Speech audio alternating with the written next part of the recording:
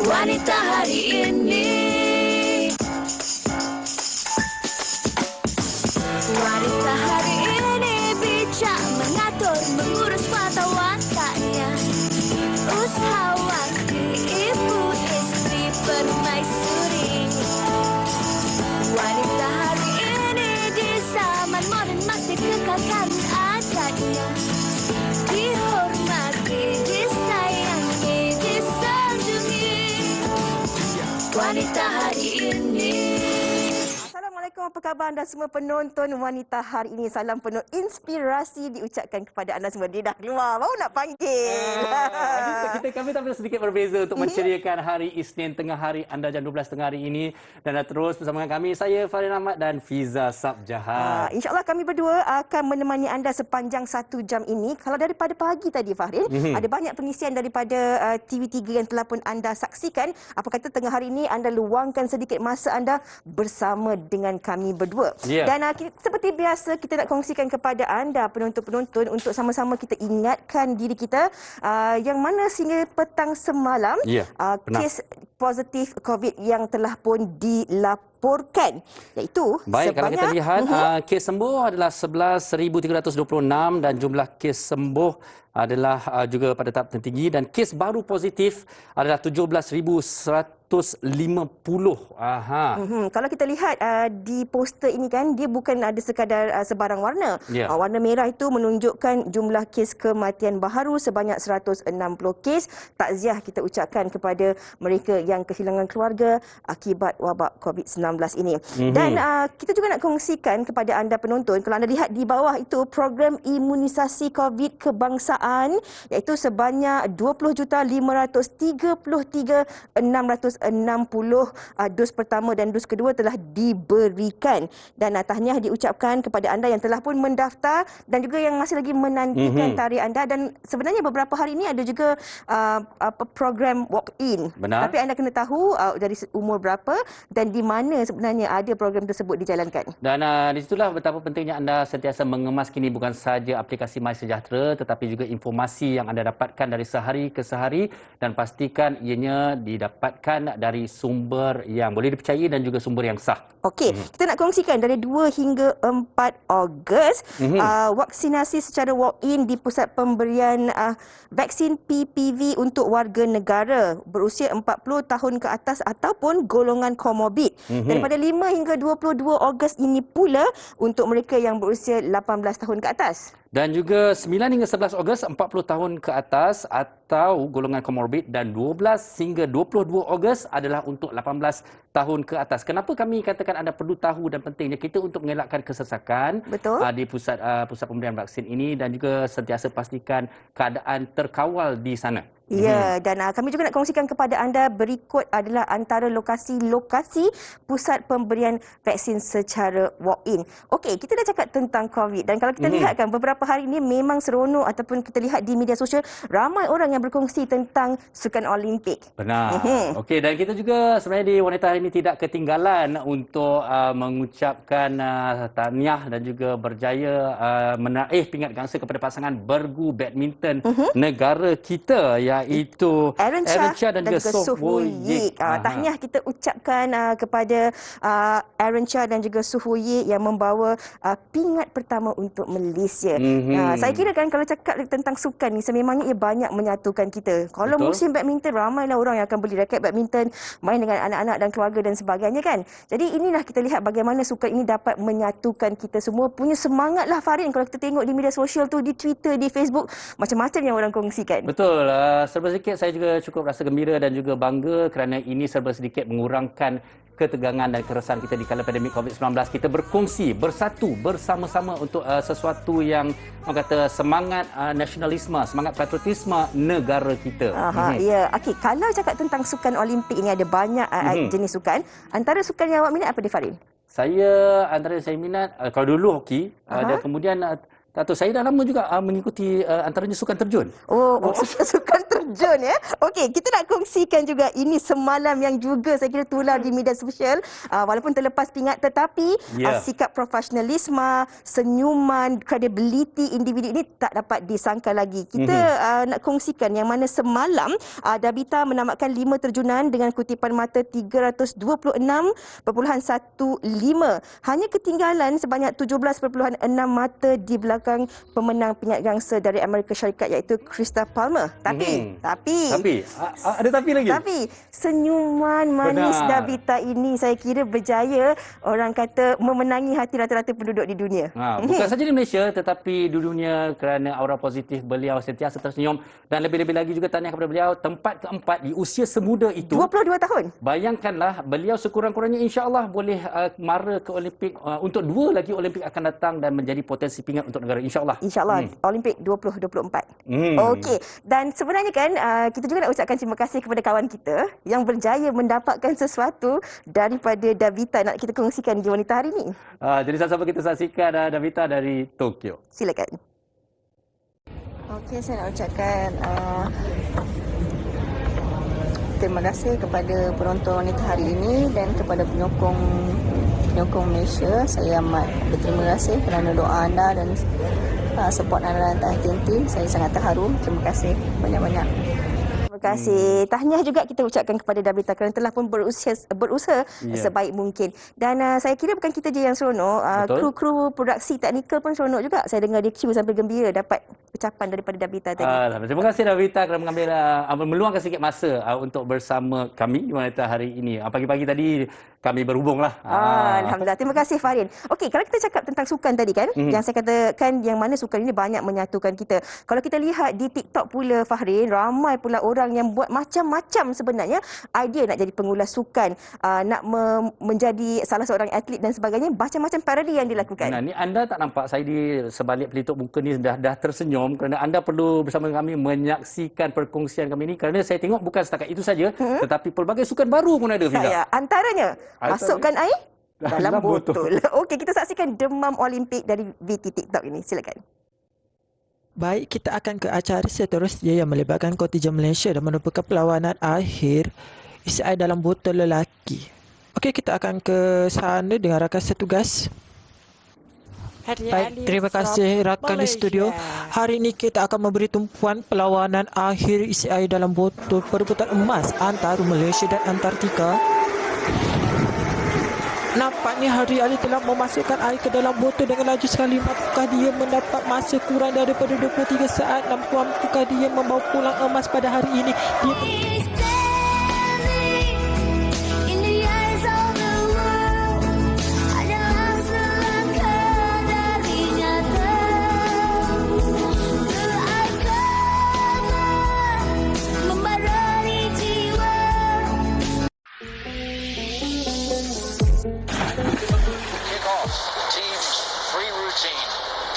The synchronized swimming.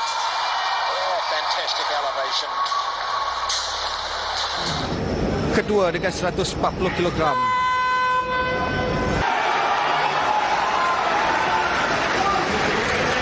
Clean percaya dilakukan. Namun apakah cukup pelanggan? Tetapi tidak. Amirul dengan 141 kg. Kerana seandainya beliau mampu menjulang kepingan emas. Acara rebound sekarang ni. Coach Yang akan membuat smart sekarang.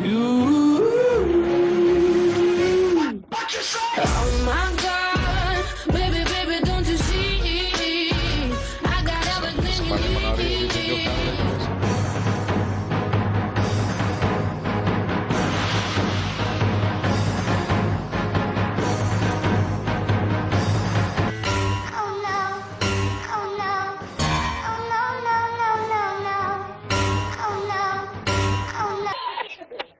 Tahniah kepada semua atlet-atlet parodi Olimpik 2021 Malaysia. Memang macam pengulas sukan lah. Memang ada pengalaman kan jadi pengulas sukan kan? Pernah. Okey. Jadi kita tinggalkan tentang parodi ataupun demam sukan Olimpik ni. Inilah bila dalam tempoh PKP ni kan ada banyak waktu terluang, ada macam-macam pula idea-idea kreatif yang datang. Dan kita cakap tentang ini adalah penggunaan media sosial yang mana kita boleh menggunakan media sosial itu dengan pelbagai perkara yang positif yang juga bermanfaat untuk ditonton oleh orang lain. Tapi Fahrin, dalam tempoh PKP ini juga sebab ada banyak masa yang diluangkan di dalam talian, kadang-kala boleh berlakunya pelbagai gangguan, antaranya gangguan-gangguan jelik yang kadang-kadang boleh menyebabkan individu lain merasa tidak selesa.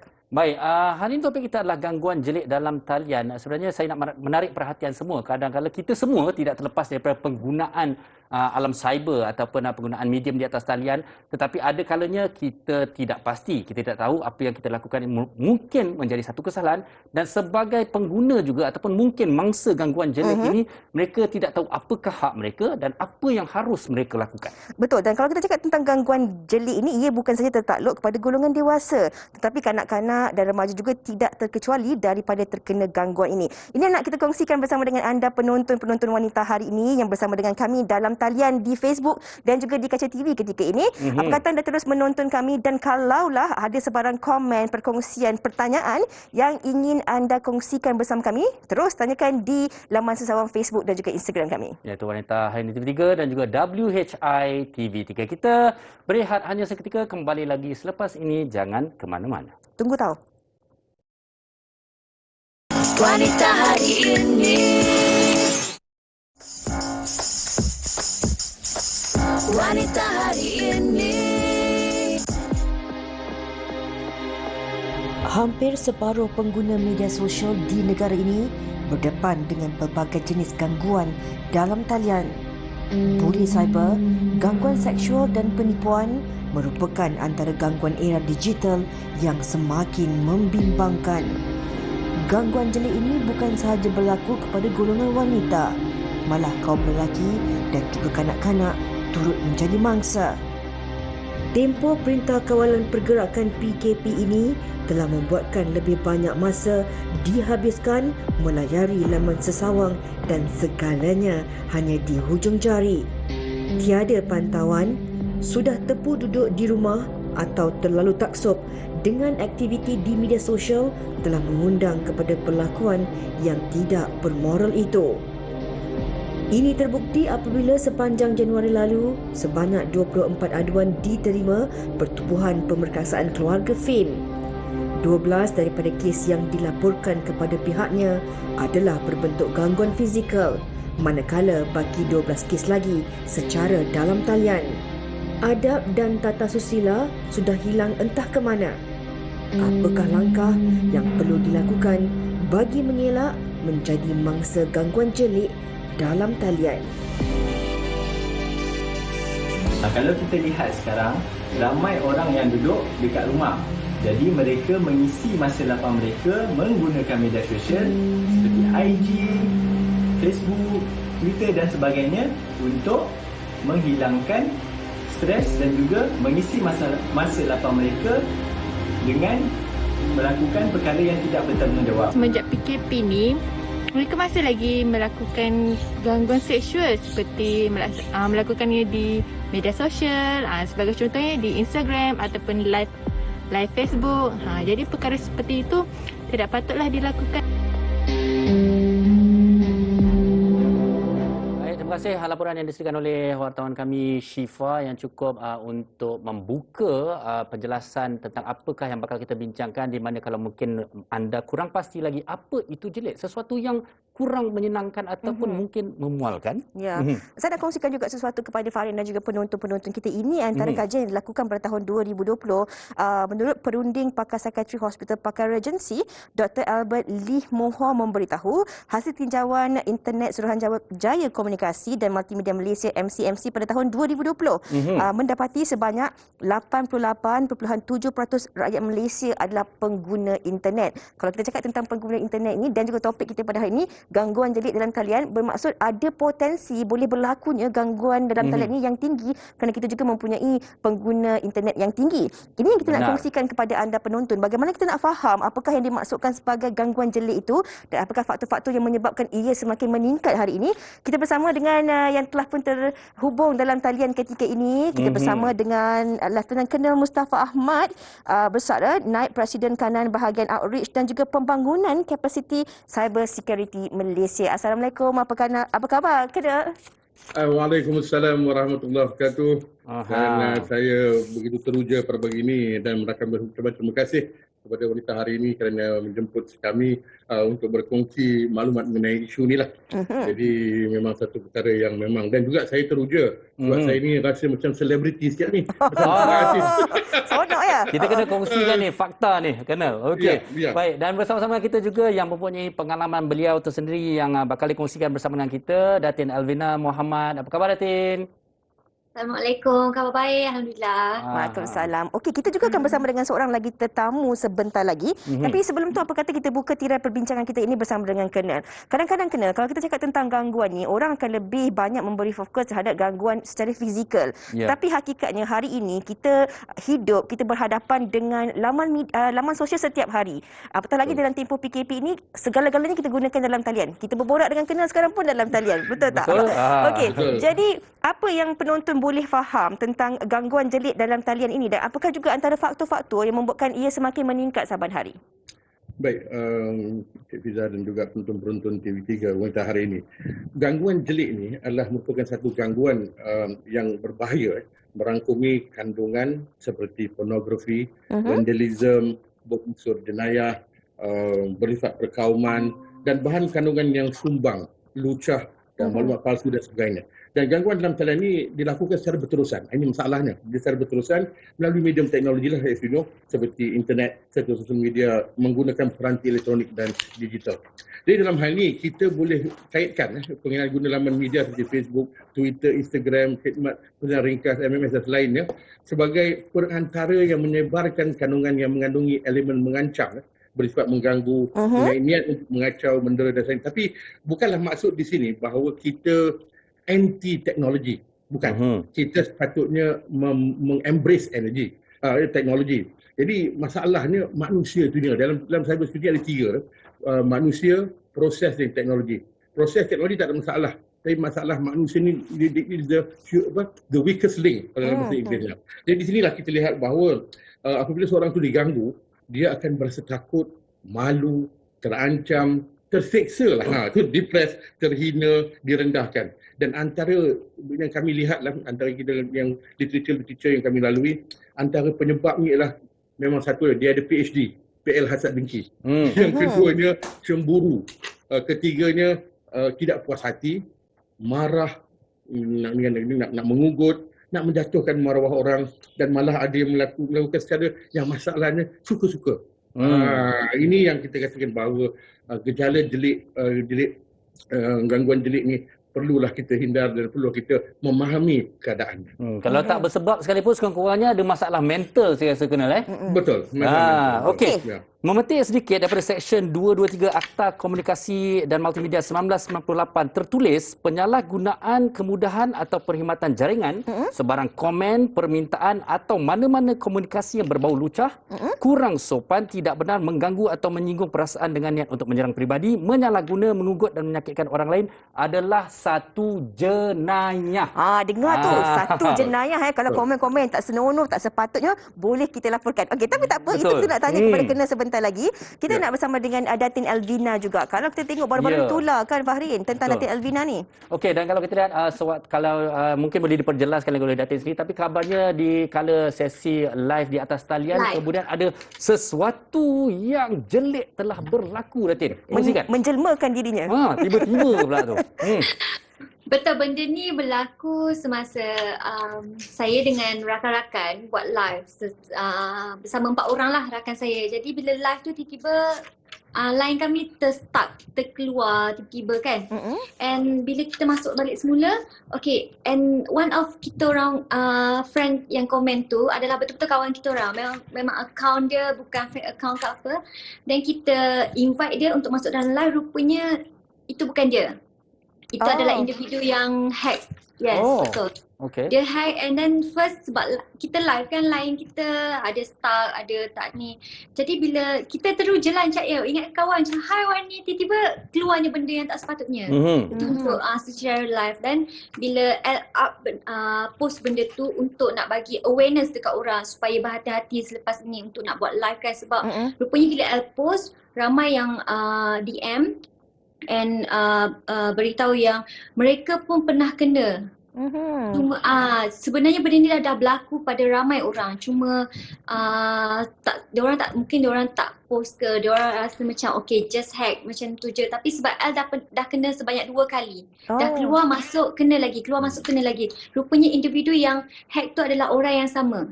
Yang hack orang lain sebelum ni juga. Sebab dia punya position, dia punya keadaan semua sama. Saya tak tahu dia hack macam mana. Tak tahulah, tapi benda tu sangat terkejut yang still trauma lagi nak live dengan.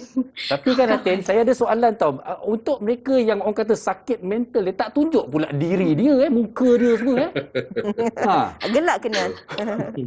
Betul, tak tahulah. Tapi rasanya tak bagus kot buat macam ni kan. Sebab benda ni adalah live and dia tunjuk benda yang tak sepatutnya. Macam sebelum ni pun saya banyak juga dapat DM yang hantar gambar-gambar macam tu, tapi kita boleh block, kita just ignore. Tapi benda ni live, secara live, so kita tak nak kejutan sebegitu kita tak nak kejutan-kejutan bila live sebegitu. tu lagi lah rasa terkejut yang tak tahu nak cakap macam mana.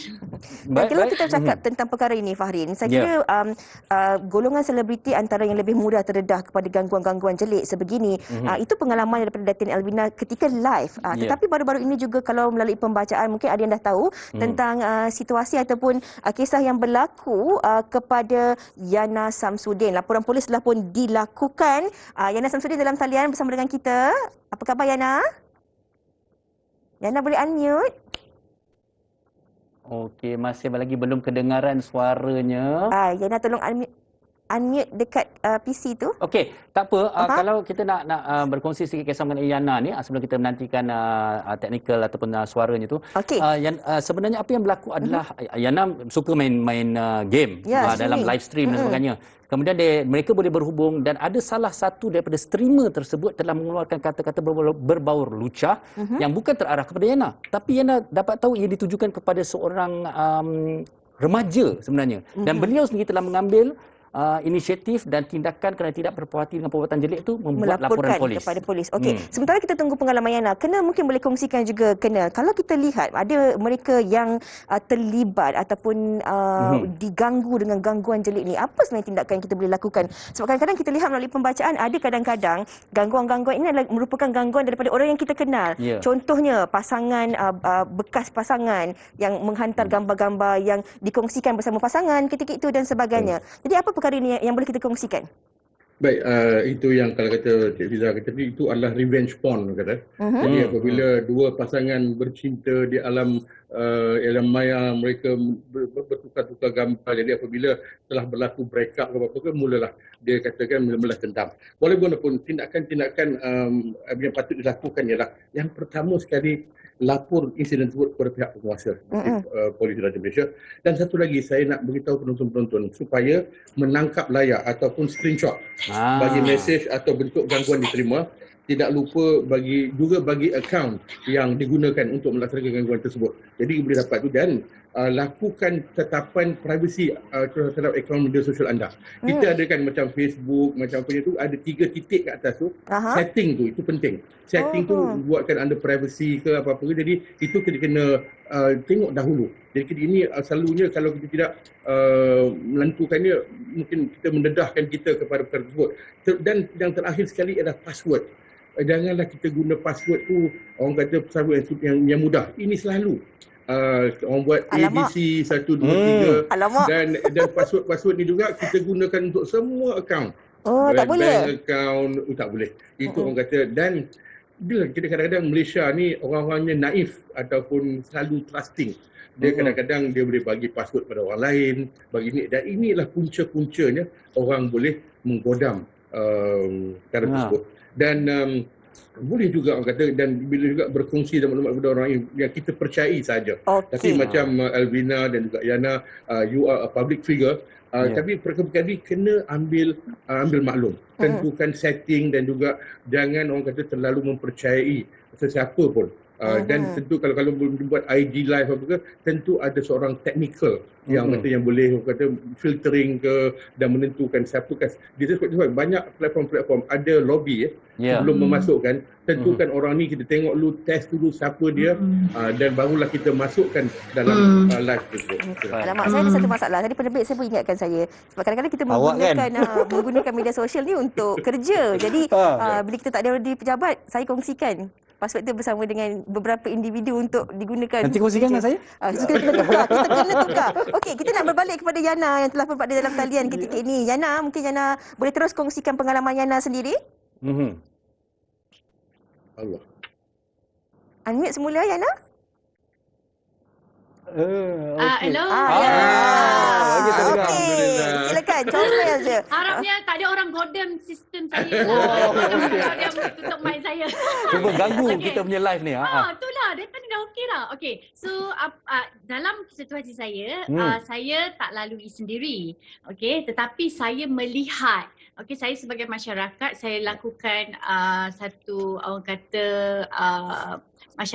hikmat masyarakat lah, hikmat masyarakat sosial, CSR, which is saya nampak sendiri ada video yang seorang pemuda, dia tengah main game bersama dengan seorang anak, bawa kanak-kanak lah, kita panggil kanak-kanak, dan telah menggunakan perkataan yang berbau-bau lucah. Sampai kan ada pihak follow up pada kanak-kanak terbabit, dan kanak-kanak terbabit berusia 13 tahun, dia sendiri mengaku yang dia tidak senang benda tu berlaku dekat atas diri dia. Itu satu kes.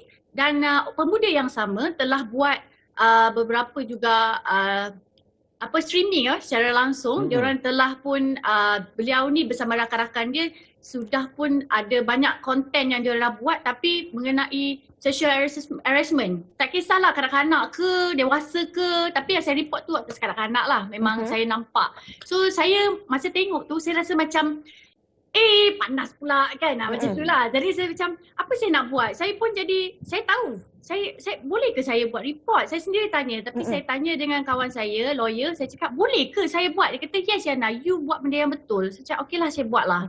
Sebenarnya kalau nak tanya, saya macam, aku ni penyebok ke? Tapi saya takut kalau kita biarkan benda ni, dia akan berleluasa. Tak ada orang yang dapat pantau. Betul. Tapi apabila tindakan saya dah buat report polis tu, rupanya ramai yang sama-sama dengan saya. Sama-sama yang dia kata, memang bagus kak you buat macam ni, anak saya. Lepas tu yang paling bestnya lah, saya dapat banyak inbox daripada ibu bapa yang sebenarnya anak-anak diorang ni kena kacau. Ini tanggungjawab sebenarnya kan Betul, Fahrin, kita sebagai anggota masyarakat. Yana, kalau boleh kita kongsikan juga kepada penonton, waktu Yana nak buat laporan polis tadi, macam tadi kena dah cakap, kalau nak buat laporan kepada pihak berwajib, kita kena screenshot dan sebagainya. Apa pembuktian yang Yana bawa kepada pihak berkuasa? Sebab ini yang mungkin ramai orang nak buat laporan tapi tak tahu dan tak berani. Okey, so ada tips yang nak bagi tahu. Bila jadi, jangan panik. Okey, jangan panik sebab kita boleh screenshot ataupun screen record. Okey, contoh permainan video ataupun tengah buat live, kita boleh screenshot, okey, record. Okey, lepas tu kita dah dapat bukti tu, kita terus pergi ke balai polis. Jangan takut tau, polis memanglah tanya yang macam kan, sebab dia nak soal siasat. So just bagi segala bukti kan. Lepas tu kalau adik bawah umur, pujuk ibu bapa. Kalau ibu bapa pula ada kes pula, kadang-kadang dia macam, saya malulah sebab anak saya kena macam ni. Jangan malu sebab kita semua ada hak masing-masing. Sebab orang dah menceroboh kita. Okay, so takkanlah orang nak masuk rumah kita buat benda yang tak elok, kita nak biar. Sebab tu orang cakap, ada orang cakap, Ayana, kenapa akak ni menyibuk sangat ni, report pasal orang lain. Saya cakap, okay, contoh kalau saya keluar rumah atau saya pergi pada permainan, tiba-tiba saya nampak ada sexual harassment berlaku. Takkan saya nak buat tak nampak, saya masuk rumah balik buat tak nampak kan. Sebab tu saya cakap sexual harassment ni bukan pasal perempuan saja.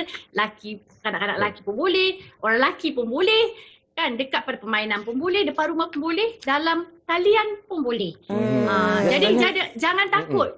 terus lapor ke pihak polis dan juga SKMM dan juga diri sendiri. Apa kita perlu buat? Report aja page tu. Okey. Tangan kita report macam tu. Dan saya kira sebenarnya sikap daripada Yana ni adalah satu sikap yang patut dicontohi oleh semua orang. Perlu prihatin kepada mereka yang lebih dewasa dan lebih matang.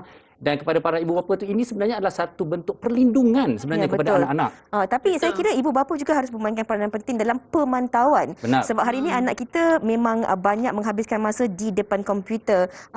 Jadi kita memang perlu ambil tahu dan kena sentiasa pantau apa aktiviti, apa laman web yang orang kata layari oleh anak-anak kita. Tapi sebelum kita nak berborak dengan lebih lanjut lagi bersama dengan Datin Elvina dan juga Colonel Setiana, kami nak kongsikan kepada anda penonton-penonton tentang satu kisah ini yang sempat dirakamkan oleh rakan wartawan kita Syifa. Silakan. Kawan yang kenalkan kami. Masa mula-mula kenal tu, bila nak spend time, mesti lepak ramai-ramai. Tapi bila dah berani sikit, mula keluar 2 orang. Bila dah mula suka tu, hari-hari mesej. Makan, minum, tidur, semua nak update. Saya tengok ramai kawan-kawan saya yang buat macam tu. Jadi, saya ingat benda tu benda biasa. Saya pun okey lah. Jadi, saya send je gambar. Hari-hari mesti send gambar. Ada sekali tu saya pergi sekolah. Saya tengok budak lelaki semua pandang saya semacam. Patutlah dia share gambar tu dengan orang lain. Time tu saya rasa saya ni bodoh sangat. Bila saya minta break, dia ugut. Dia kata nak hantar gambar tu kat page sekolah. Dia nak hantar gambar tu dekat mak ayah saya. Saya rasa stres sangat-sangat time tu. Sampai hari-hari saya fikir nak bunuh diri. Sekarang ni gambar-gambar saya ada kat dia. Jadi saya tak boleh nak lari daripada dia. Saya tak tahu nak buat apa. Saya benci budak tu. Saya benci sekolah. Saya rasa malu sangat. Saya betul-betul menyesal.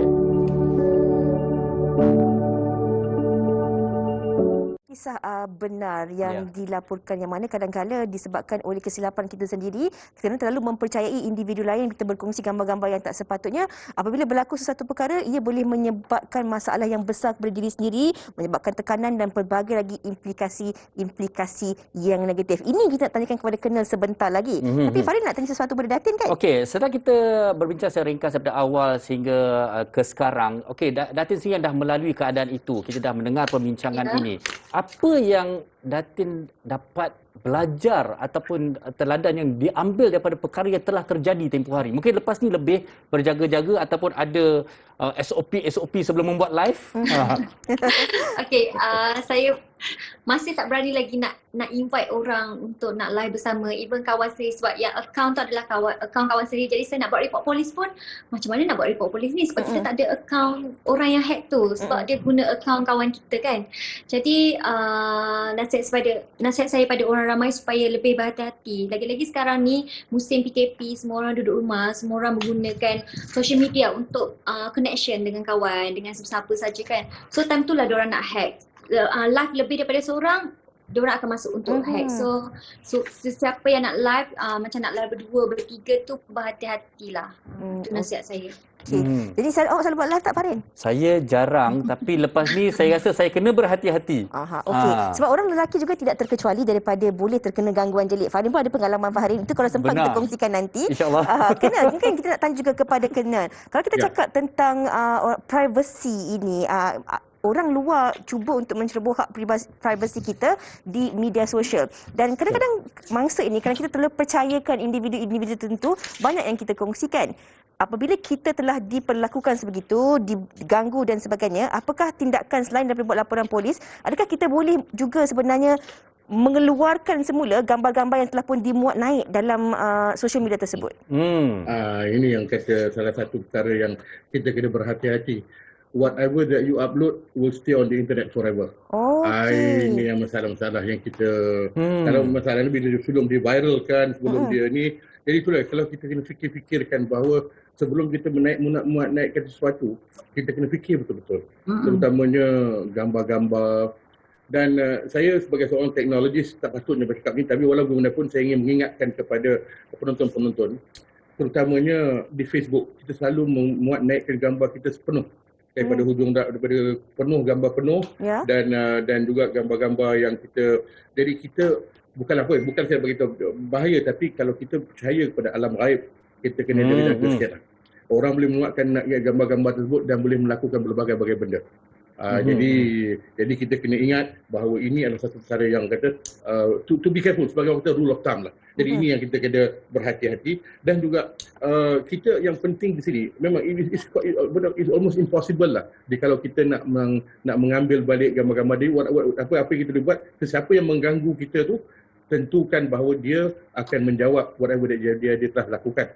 Dan juga ini yang penting di mana saya lihat peranan keluarga, ibu bapa dan juga adik-beradik penting untuk memberi intervensi dan juga untuk bersama-sama menghadapi masalah tersebut. Jangan selesaikan masalah itu seorang diri.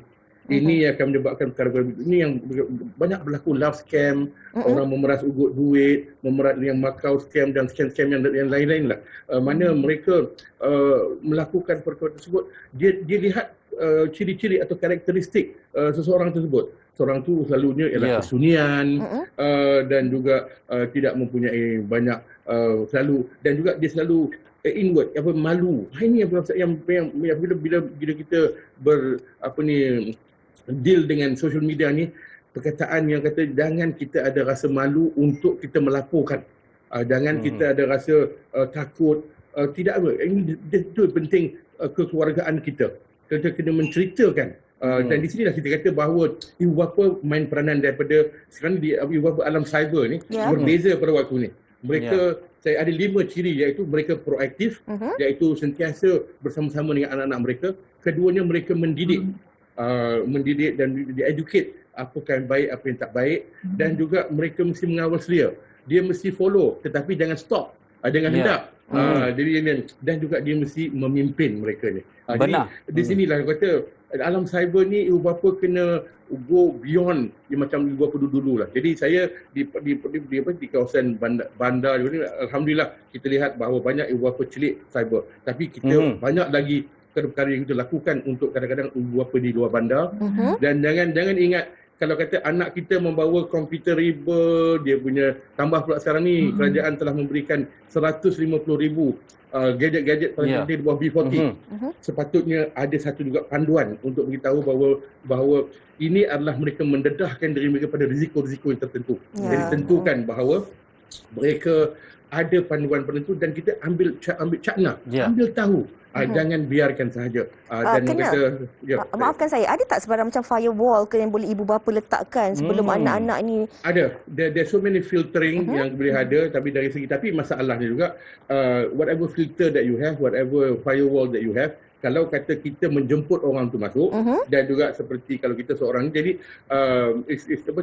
tidak boleh digunakan. Jadi walau bagaimanapun ini adalah orang kata risiko-risiko yang kita perlu ambil. The more ini masalah alam cyber ni, selagi lagi banyak kita berada di alam cyber, lagi banyak risiko. Tetapi itu bukanlah maknanya untuk kita berlaku orang kata tidak kita tidak bermakna kita mestilah mengambil cakna, mengambil tahu, dan juga kita mesti embrace the teknologi dengan kita anti teknologi. Sekurang-kurangnya kita perlu ambil tahu sebenarnya. Okey. Baik, kita dah menghampiri ke penghujung perbincangan, tapi kita masih lagi nak mendengar daripada Yana lah. Yana sebagai seorang yang kalau kita lihat dalam situasi ini ataupun kes ini, pihak ketiga yang prihatin, yang mengambil tahu. Jadi sampaikan pesanan kepada masyarakat di luar sana tentang pentingnya pengguna-pengguna alam cyber ini, pengguna atas talian ini untuk sentiasa prihatin. Okey, untuk masyarakat di luar sana, kita kena cakap, kita kena cakna tu kita kena ambil tahu, kita kena sibuk sikit, tapi kita kena 2-3 kali ganda kot, sebab kan gadget ni benda yang sangat-sangat privacy yang kita semua tak tahu apa yang berlaku. Jadi kita kena double atau triple ambil tahu apa yang anak kita buat kat rumah ataupun jiran kita. Okey, contoh dia, kalau anak kita guna media sosial, tak salah. Tapi kita kena pantau jadual. Okey, apa yang dia buat,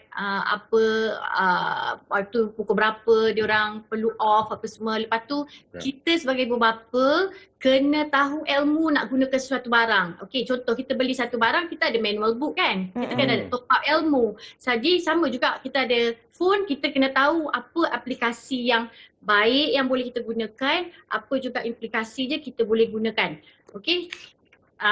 Simple. Kita kena ajar anak kita basic walaupun tak ada handphone. Contoh kita keluar, kita cakap jangan cakap dengan orang yang kita tak kenal. Betul.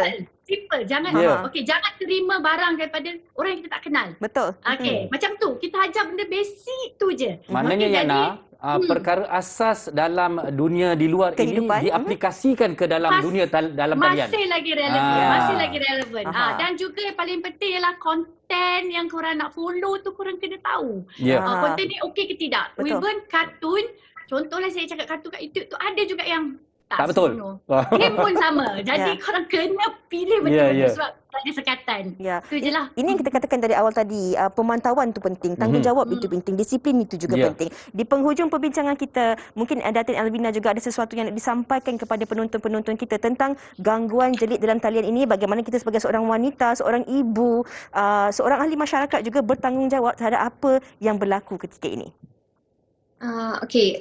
Nasihat saya kepada masyarakat dekat luar sana and kepada individu tersebut yang melakukan perkara yang tak elok, stop buat benda-benda yang bukan dan stop untuk macam diorang tak malu ke? Kan kalau kita sendiri macam faham tak, malu untuk nak kenapa nak tunjuk benda-benda yang macam tu, and ada individu yang macam sampai hantar gambar yang nampak muka dia dekat DM macam buat benda macam tu kan. So hentikan perkara ni dan supaya wanita kat luar sana atau siapa sahaja tolong jaga diri, janganlah upload gambar yang macam faham tak, yang nampak benda yang tak senonoh. Sebab itu akan dia lagi akan apa orang kata menggalakkan mereka untuk nak kacau. So supaya lepas ni kita semua berhati-hatilah. Baiklah, insya-Allah. Kita dah dengar penjelasan yang saya kira cukup ringkas tetapi penuh dengan pengisian-pengisian yang sememangnya dapat kita jadikan manfaat dan juga panduan untuk kita terus melayari laman sesawang sosial ini dengan lebih selesa, dan kita juga boleh mengelakkan sebenarnya daripada berlakunya gangguan jelik ini dan tahu untuk apa yang dilakukan apabila diri kita diganggu. Dan sedar hak kita. Sekali lagi terucapkan terima kasih kepada tetamu-tetamu kita pada hari ini, Lieutenant Colonel Mustafa Ahmad, Datin Elvina Muhammad dan juga Yana Samsudin kerana bersama dengan kita pada hari ini memperjelaskan kepada masyarakat tentang gangguan jelik dalam talian ini. Terima kasih diucapkan sekali lagi. Jaga diri, stay safe di mana saja anda berada. Sampaikan salam pada semua ahli keluarga kepada ketiga-tiganya. Terima kasih.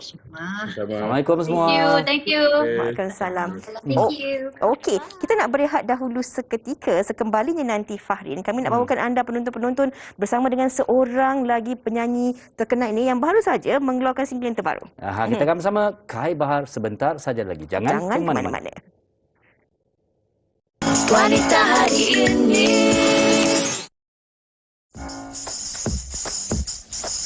Wanita hari ini.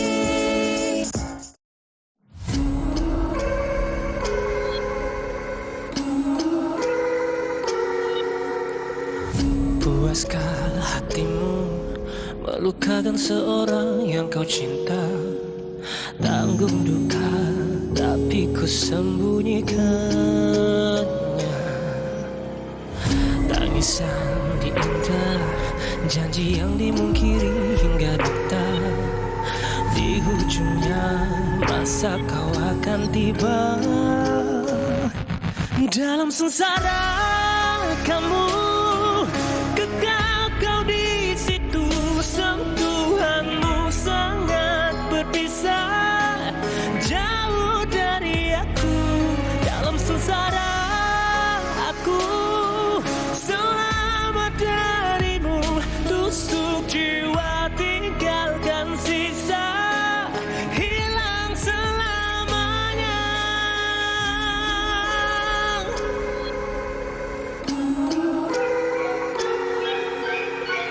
Mengalirnya merah, tiada lagi bayang bergema. Larut lama masih timbulkan kesannya.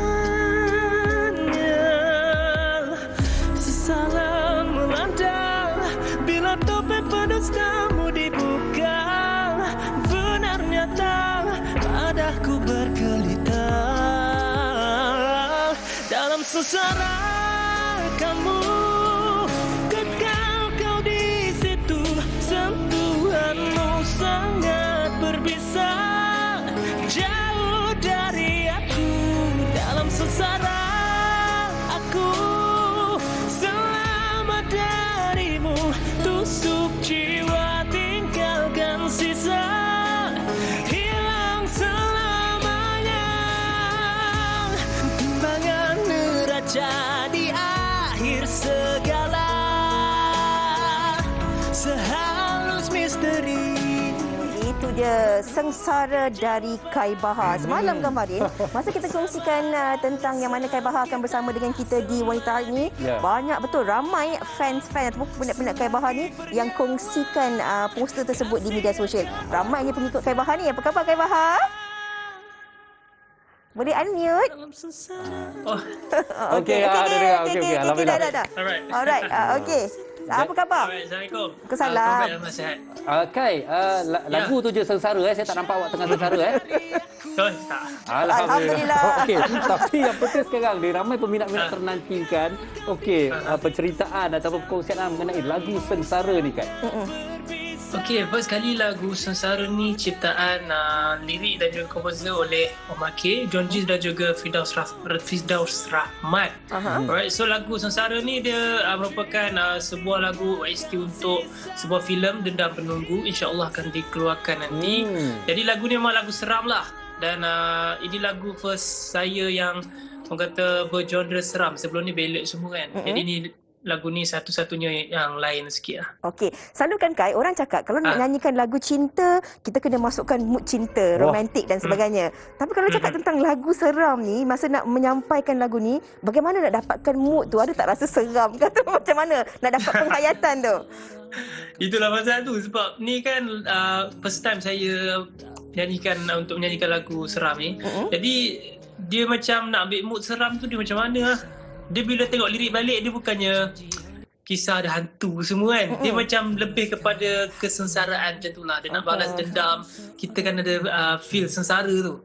Feel untuk macam feel geram tu lah. Dia lebih kurang macam tu lah. Tapi dari segi muzik ni kita faham lah yang genre seram tu kita faham. Okey, tapi penceritaan lirik tu kongsikan sedikit. Okey, untuk lirik ni dia menceritakan tentang seseorang yang teraniaya, okey, dan memang macam-macam dia kena itu ini. Jadi bila satu hari ni dia dapat kekuatan untuk nak balas dendam. Time tu memang dia bagi betul lah. Dendam penunggu tu. Dendam penunggu. Itu memang kena dendam betul lah. Ya, ini akan bakal dikeluarkan ditonton sinema nanti. Dan seperti penyanyi-penyanyi lain, mesti ada harapan yang tinggi setiap kali mengeluarkan single terbaru kan. Begitu juga dengan Kai. Apa harapan Kai untuk lagu ini? Tetapi ada keistimewaannya juga lagu ini kerana ia juga dipilih sebagai OST Dendam Penunggu. Ada kelebihannya di situ. Jadi apa harapan Kai untuk single ini? Okey, harapan Kai semoga lagu ni diterima ramai sebab ini lagu first saya yang bergenre seram. Jadi insya-Allah saya dan juga tim akan sebaik mungkin untuk mempromosikan lagu ni, dan insya-Allah semoga semua orang terhibur dengan lagu ni.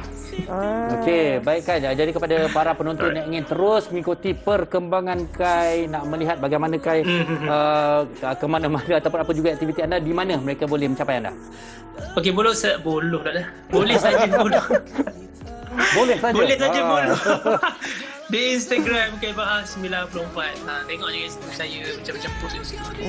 Kai Bahar 94. Rasa macam Dia 94 sebenarnya tarikh lahir. Tarikh lahir kan itulah. Kai Bahar 94. Anda membuat kami terasa muda sebenarnya. Terasa muda di sini. Okey, itu kalau anda penonton-penonton yang terus nak mengikuti, nak mendengar lagu Sengsara daripada Kai Bahar ini, ada lirik videonya di YouTube. Ya, anda boleh dengarkan dan saksikan, dan untuk terus mengikuti perkembangan Kai Bahar di Kai Bahar 94. Okey. Kita ucapkan terima kasih sekali lagi kepada Kai Bahar kerana bersama kita, dan semoga terus sukses, jaga diri dan juga stay safe Kai ya. Terima kasih. Sama kita insya-Allah. Sama-sama. Okey. Farin, saya 82, awak? Saya 79. 79. Okey. Ini kita nak cakap tentang perkongsian-perkongsian menarik lagi yang banyak nak terus dikongsikan bersama dengan anda penonton-penonton selepas ini. Nak tahu apa? Pastikan terus bersama kami di Wanita Hari Ini. Wanita Hari Ini. Wanita Hari Ini. Apa kami di Wanita Hari ini. Tadi sebelum kita berehat, kita dah tanya tentang tahun. Tahun. Kenapa tanya tentang tahun kelahiran, tu? Tahun kelahiran. Kerana kalau kita lihat di Media Prima ini juga ada banyak program-program yang dah pun bertahun-tahun dilahirkan. Benar. Dan melalui setelah beberapa lama proses transformasi dilakukan. Ini juga bagi anda pendengar radio khususnya yang mana ada transformasi sedang dilakukan. Iaitu transformasi serba baru Hot FM, Bulletin FM dan Fly FM bermula hari ini. Dengarkan sepanjang hari untuk pengalaman mendengar yang lebih menarik. Jadi jangan lepaskan peluang anda untuk terus melihat transformasi baharu yang dilakukan di radio kami bersama dengan penyampai-penyampai baru kan. Ada juga yang dah lama kembali semula. Menarik, jadi kita saksikan. Silakan. Hot FM kini berwajah baru. Dengarkan kami menerusi.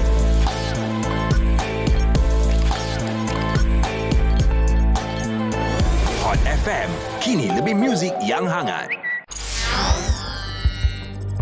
Lebih fokus dan lebih berkredibiliti. Inilah Bulletin FM. Dengarkan di frekuensi.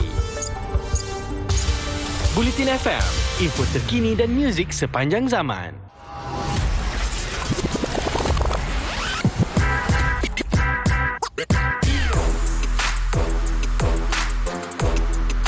The all-new Fly FM, now with Douglas Lim and Illy. 8FM 收听频道，浏览 www.8fm.audio。 8FM 听好音乐，过好生活。 Ucapkan kepada radio kita yang telah pun melalui transformasi serba baharu iaitu Hot FM, Bulletin FM dan juga Fly FM. Kita juga harus bertumpang bangga juga Betul. kerana kita dah ada penyampai radio di kalangan pengacara wanita hari ini. Rakan kita. Okey, dan kita terus nak kongsikan pelbagai informasi-informasi menarik kepada anda dan kami harapkan sepanjang 1 jam ini sedikit sebanyak ada perkongsian yang dapat sama-sama kita jadikan panduan dan juga manfaat untuk kita teruskan dalam kehidupan seharian. Terutama sekali apabila kita nak mengelakkan tentang gangguan jelik itu tadi. Dan si pelaku gangguan jelik, jangan ingat anda boleh terlepas. Ada saja cara untuk mengesan dan menangkap anda. Jadi berhati-hati sebelum anda ingin melakukan perkara yang tidak sepatutnya dilakukan. InsyaAllah esok kami akan kembali bersama dengan anda. Ini bagi ibu-ibu mungkin dapat mengembalikan nostalgia. Benar. Kalau cakap tentang ubi kayu ni, Fahri. Sambal tumis. Sambal tumis. Sambal tumis kosong pun boleh. Sambal tumis ikan bilis pun boleh. Dengan ubi rebus. Sedap kan? Dan ternyata ubi kayu ni sebenarnya pelbagai variasi yang kita boleh hasilkan daripada ubi kayu itu sendiri. Jadi esok kita akan kupas, kita akan kongsikan bersama dengan anda. InsyaAllah. Jadi pastikan sediakan pen dengan kertas ataupun pastikan share and like kami di Facebook untuk perkongsian-perkongsian menarik di Wanita Hari ini. Jadi terus jaga diri dan ceriakan hari anda. Assalamualaikum. Bye. Usahawanti ibu istri permaisuri. Wanita hari ini di zaman modern masih kekalkan adatnya. Dihormati, disayangi, disanjungi. Dia usahawati aliran masa kini dia penyambung warisan Sri Kandidia. Lemah lembut baik budi pekerti, tapi sekal hati dia tambah berani pendidik. Puteri dalam hal jati diri dia, permaisuri kepada si suami, kepada anaknya. Dia ratu di hati, tunggak keluarga, kalau bukan dia siapa lagi. Wanita hari ini bijak mengatur, mengurus mata wataknya. Ushawati ibu istri permaisuri. Wanita hari ini di zaman modern masih kekalkan adatnya. Dihormati, disayang.